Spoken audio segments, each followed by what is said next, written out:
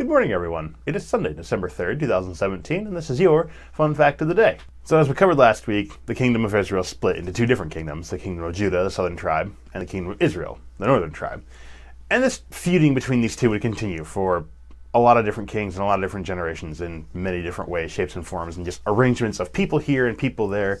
Prophets were still present, as God would choose them. That didn't change much. It was his method for communicating to his people, rather than just holy divine intervention appearances. He would choose his people to speak his words on his behalf amongst the people.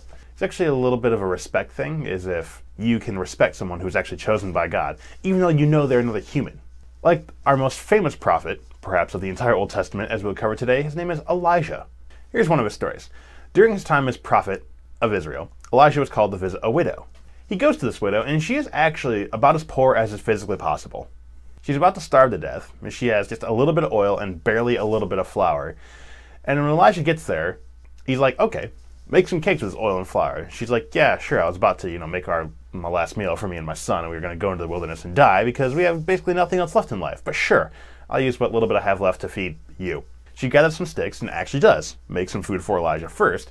Elijah, already knowing the Lord's provision for this woman and her son, wasn't doing this just to be selfish or just to demand something because he had position as a prophet. No, he was doing this basically as a test of her faithfulness, that he, as a man of God, would not call her to do something that would obviously put her in danger or in egregiously awful situations. No more than she already was, anyway. So she does as she is told. She makes the thing for Elijah, and then Elijah, in turn, tells her that because she has done this, or because of her faithfulness, the oil and the flour would never run out.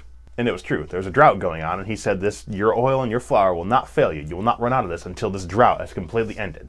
It was so. That's what happened. But even so, despite this individual blessing and miracle, illness falls on this house, and this widow's son dies. And she starts to get upset with him, saying, why did you come to do this just so I would suffer more greatly this hardship? Woman losing her son. It's a bad thing. They feel pretty bad about that, usually. She asks Elijah what he has against her family. Why did he do this? And he says, take the boy upstairs, put him in the upper room, and then just leave me to it. Elijah goes upstairs, lays on the boy, and cries out to God, asking for him to remove this calamity from this family. And it was also so. The life is restored to this boy. The son comes downstairs and greets his mother as if he had never died. So yeah, Elijah, this pretty strong, pretty favored, pretty well-known prophet, goes to visit a widow and her son. This widow and son never starved to death, and the son is raised from the dead.